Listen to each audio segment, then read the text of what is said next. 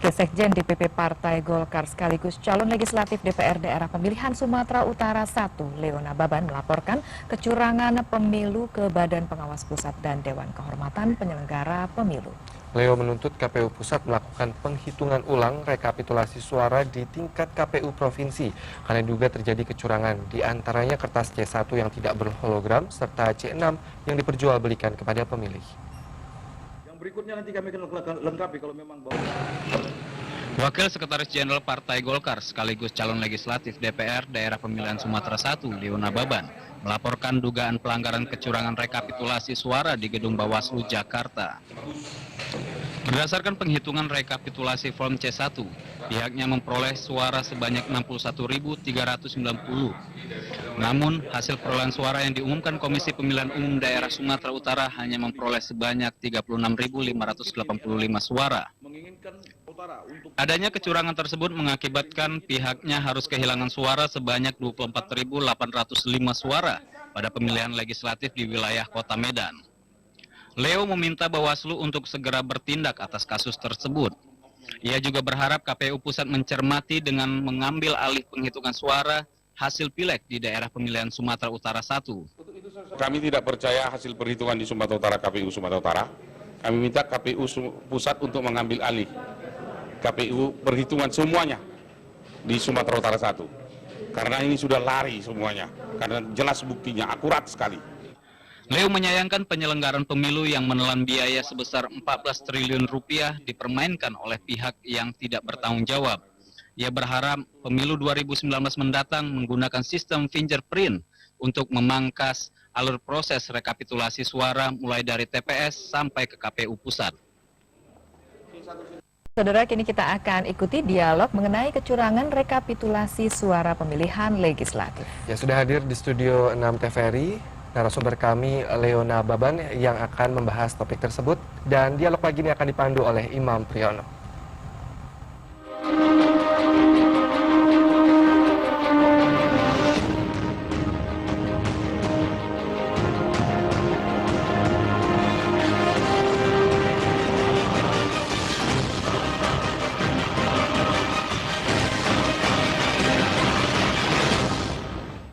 Ya, saudara, pada pagi hari ini kita akan membahas sebuah potret yang tentu sesungguhnya tidak menyenangkan dan jangan-jangan tidak dirasakan oleh hanya satu pihak, karena kita tengarai bahwa saat ini cukup banyak pihak, khususnya para calon legislatif yang sedang menggugat hasil pemilu di berbagai tingkatan. Salah satunya hadir pada hari ini adalah Bapak Insinyur Leona Baban, caleg DPR RI dari Partai Golkar, Dapil Sumatera 1. Sebelum kita membahas, berikut adalah tayangan untuk Anda.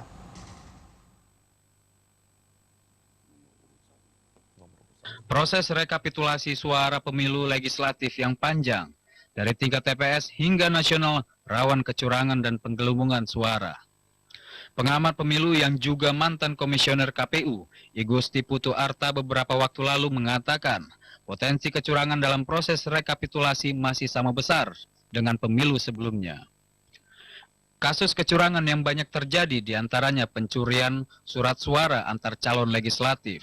Di Indonesia Timur misalnya, KPU Maluku membatalkan hasil rekapitulasi perolehan suara pemilu legislatif dari Kota Tual, Maluku. Penemuan kecurangan diantaranya pergeseran suara partai politik dan perolehan suara caleg. Jumlah suara yang sah dan jumlah suara yang tidak sah tidak sama dengan jumlah pemilih yang menggunakan hak pilihnya. Dugaan lain, kecurangan rekapitulasi suara pileg juga terdapat pada kertas C1 yang tidak berhologram, serta C6 yang diduga diperjualbelikan kepada pemilih. Lalu, bagaimana hasil rekapitulasi suara pileg akan selesai tepat waktu? Jika perilaku curang selalu ada dalam setiap proses pesta demokrasi, akan kami bahas dalam dialog cerdas memilih berikut ini.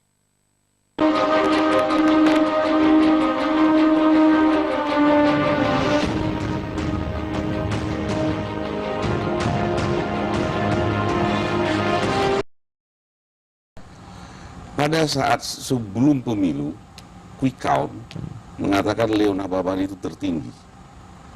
Setelah pemilu, pileg juga tertinggi. Tapi bisa dibuldoser setelah masuk di perhitungan di tingkat PPK dan kecamatan. Yang membuat saya kaget adalah saya anak Medan, besar di Medan, SMP, SMA di Medan. Tiba-tiba hanya di Medan 11.000 suara. Ini mustahil bin mustajab. Maka saya langsung protes keras. Saya luar biasa kerja kerasnya. Seminggu saya HP saya matikan. Turun langsung ambil C1. Bah, syukur pada Tuhan. Banyak kali yang bersimpati dari partai lain malahan. Kasih, bang, lawan bang, dapat 6 kardus saya bawa C1 kemarin ke Bawaslu. Motifnya apa Bang kalau khusus di kasus Abang? C1 yang dipermainkan atau C6 yang diperjualbelikan atau konspirasi yang mana yang kira-kira? Dua-duanya, tiga-tiganya yang Imam katakan. Ada C1-nya ditukang-tukangi.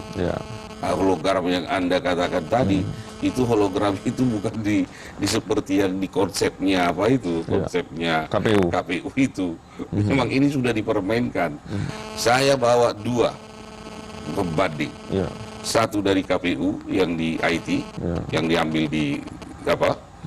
Itu pun aneh-aneh, ada tanda tangan, tetapi tidak ada nama desanya. Ada nilai, tetapi tidak masuk juga. Yang menjadi persoalan ini tidak saya pakai. Yang saya pakai ini yang asli. Yang asli itu, yang dari C1 itu. Setelah ditotal, saya ambil contoh ini di Denai. Ini tangan telak. Kami melalui C1 kami temukan suara saya itu 2.648. Tapi yang dilaporkan itu oleh ke KPU di Kota Medan hanya 1.465. Bayangkan satu kecamatan kalau 1.000 sekian sudah dihilangkan. Kalau di Medan 21 kecamatan, ini sudah 21.000 lebih. Maka perhitungan kami di Medan aja sudah 24.000. Kalau Abang lihat, permainannya ada di tingkat PPS atau PPK di tingkat kecamatan? Pertanyaanmu sangat bagus, Mam.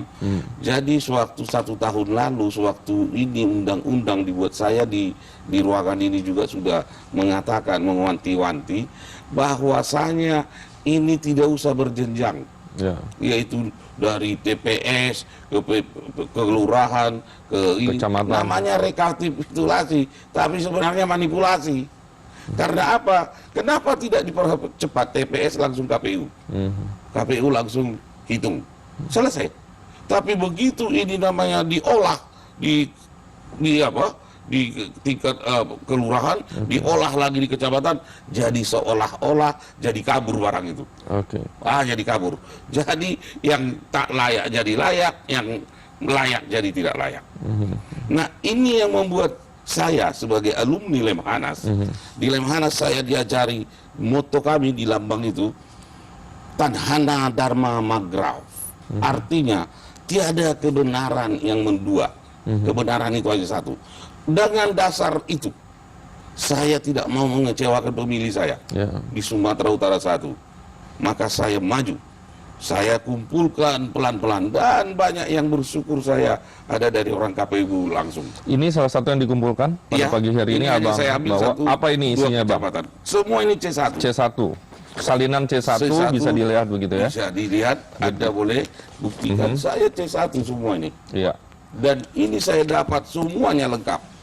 Dan saya sampai ke MK pun saya akan bertanggungjawabkan untuk tidak mengecewakan saya punya pemilih di Sumatera Utara. Asumsi Abang berapa suara Abang yang kira-kira hilang? Kalau kemarin di Sumatera Utara 1 untuk Kota Medan aja sudah 24.800 sekian.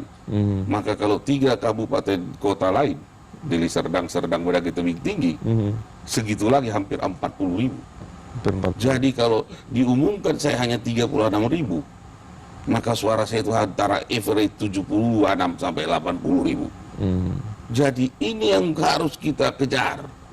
Jadi kalau 70.000 atau 60.000 aja, maka di dapil itu yang tertinggi saya salah satu. Jadi pas apa yang dikatakan quick count itu. Quick count itu bukan main-main, bukan survei yang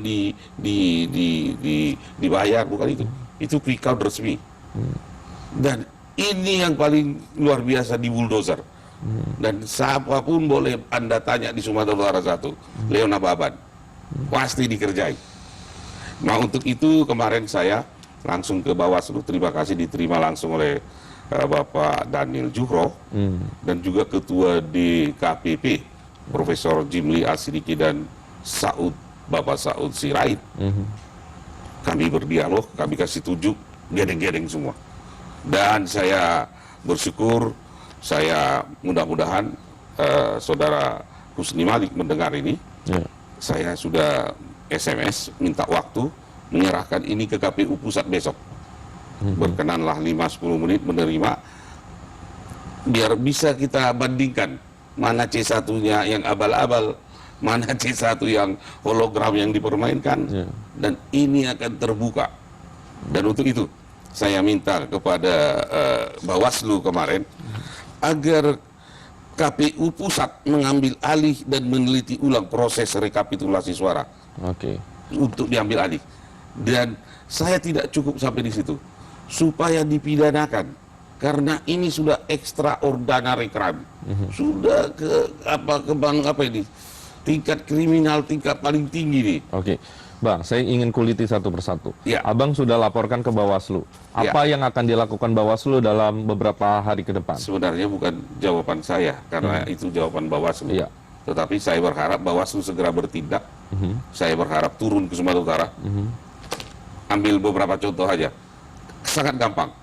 Ambil C1 asli. Buka itu suara asli yang di kotak. Itu kan dokumen negara. Langsung hitung. Baru yang di plano yang ditempel. Dari 3 perbandingan ini akan segera dapat itu. Mana yang ditukang-tukangi. Ada saya ambil contoh. Suara partai dibuat misalnya sekian, 40-an. Suara dia 40-an. Kalau ini misalnya di daerah lain, mungkin bisa saya terima. Kalau di Medan ini nggak mungkin. Ada 100% suara masuk itu hampir nggak mungkin. Karena apa? Orang Medan sudah mengenal calegnya. Kalau di daerah lain, tak usah saya sebut, Anda pasti mengerti maksud saya. Mungkin ke partainya nggak tahu dia siapa. Dan itu terjadi di tempat apa? Ini ada suara masuk lengkap, 100%. Ada lengkap. Dan ini saya akan kasih tunjuk kemarin ke Bapak Jimli Asidiki, saya tunjuk kepada Pak Daniel Juhro, gedek-gedek dua-duanya.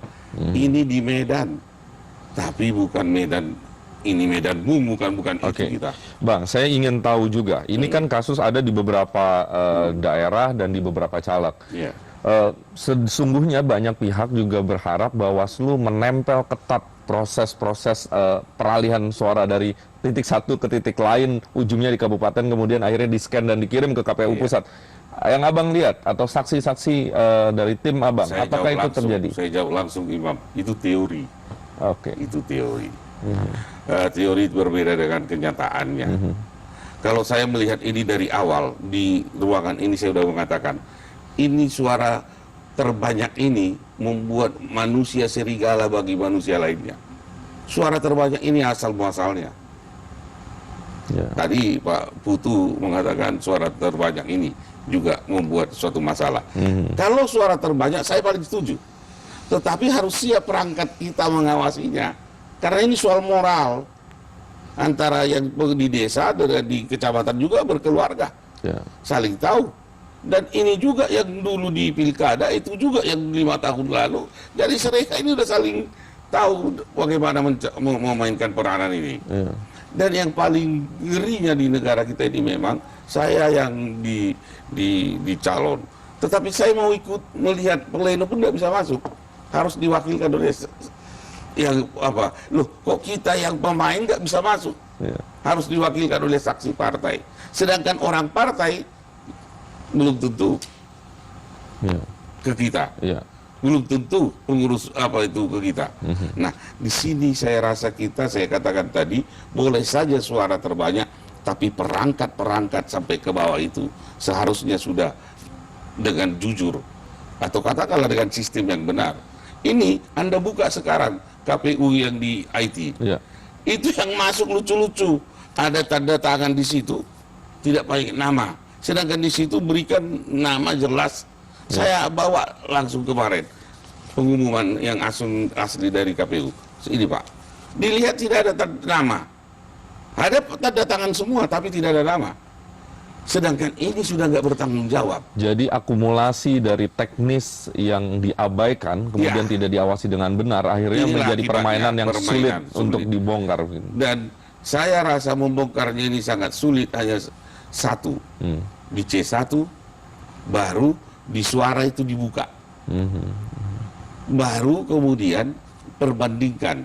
Akan ketahuan di situ yang mana diolah-olah, yang mana yang sebenarnya, yang mana yang betul-betul layak untuk kita percaya. Masih optimis tapi Bang bisa tembus ke Saya saya? sangat optimis karena saya punya data.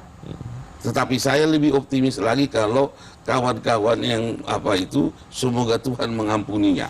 Karena dia tidak mengerti apa yang diperbuatnya. Iya. Bagi saya, Dex Populi, Dex Deo, suara rakyat, suara Tuhan. Oke. Jadi kalau misalnya untuk apa kita buat pemilu 1 hari penuh, kita libur, baru 14 triliun habis hanya dikerjakan oleh oknum-oknum yang tidak bertanggung jawab. Bang Deo, terima kasih sudah hadir. Terima kasih, Mudah-mudahan Bang. perjuangan Abang mendapati Saya hasil yang baik begitu. Terima ya. kasih. Terima kasih Bang. Terima Dan kasih. saudara, demikian tadi sesi dialog dari Cerdas Memilih. Kita tentu berharap ini adalah sebuah proses yang baik dan kita harus kawal proses ini sehingga hasil dari demokrasi ini adalah hasil yang baik untuk siapa? Tentu untuk rakyat. Kita kembali ke Leni dan Gumi.